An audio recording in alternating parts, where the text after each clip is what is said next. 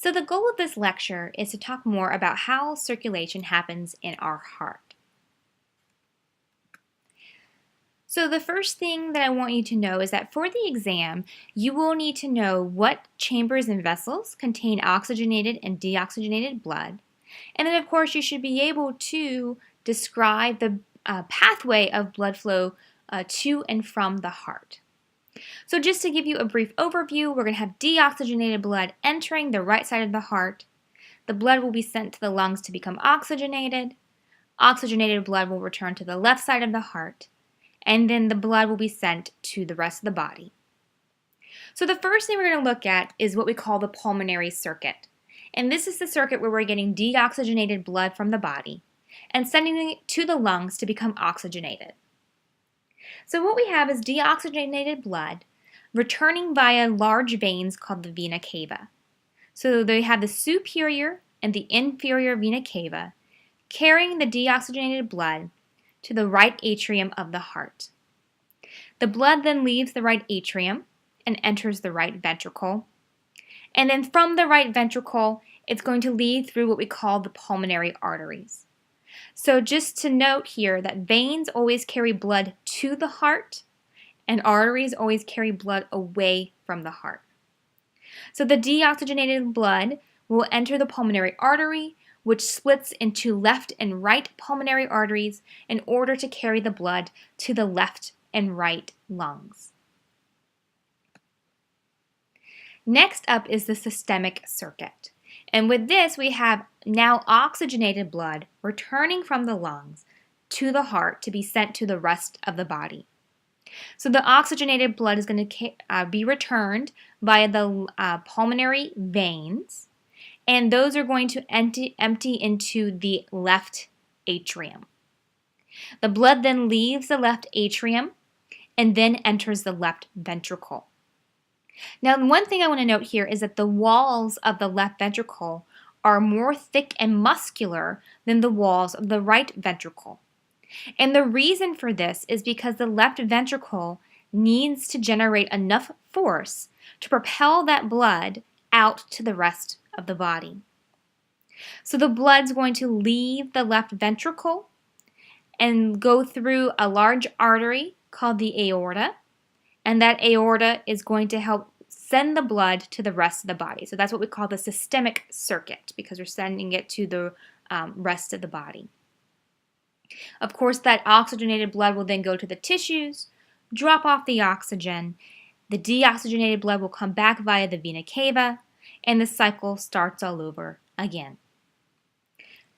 The last thing I want to touch on is the fact that partial pressures of gases are going to vary throughout the circulatory system. So the first thing I want to talk about is the blood that's entering the lungs. So if you look in this diagram here on the left, you'll see where it says venous blood. And we'll see that the venous blood has a partial pressure of carbon dioxide, that's 46 millimeters of mercury, and a partial pressure of oxygen, that's 40 millimeters of mercury. This venous blood is going to be the blood that is sent to the lungs. So if we look on the right side, we see a little section that says inspired air. And what you'll see is that the partial pressure of carbon dioxide here is 40 millimeters of mercury, while the partial pressure of oxygen is 104 millimeters of mercury. So if we compare the venous blood partial pressures to the inspired air partial pressures, we see that we have a setup for diffusion. So the venous blood partial pressure of carbon dioxide is 46. In the inspired air, it's 40. So that means we have a higher partial pressure of carbon dioxide in the venous blood than the air, and as a result, carbon dioxide will flow out of the venous blood and into the lungs so that it can be exhaled. If we look at the oxygen, we see that in the venous blood it's 40, but in the air it's 104. So once again, we have a partial pressure gradient where air will diffuse from the lungs into the blood. And so then if we look as the blood, it will leave the lungs, it will go to the heart, and then be carried away to the rest of the body. And so we see the arterial blood, which is the blood that's now oxygenated and being carried to the tissues, has a partial pressure of carbon dioxide at 40 millimeters of mercury and a partial pressure of oxygen at 100 millimeters of mercury. So the next thing I want you to compare then is the partial pressures of these two gases in the arterial blood versus the tissue cells.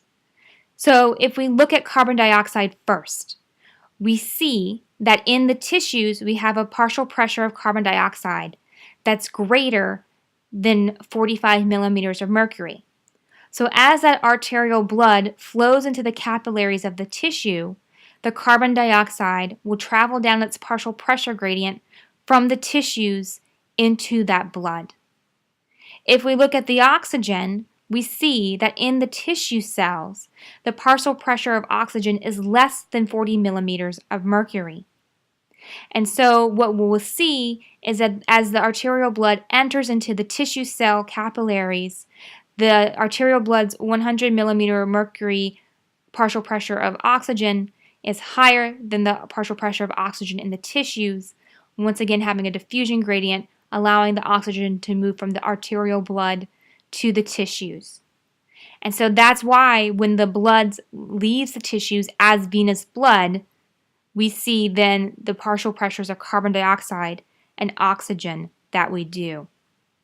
So these differences in these different locations help to facilitate the diffusion of these gases in the different types of tissues, to where we're trying to get oxygen into the blood and the lungs, out of the blood and the tissues.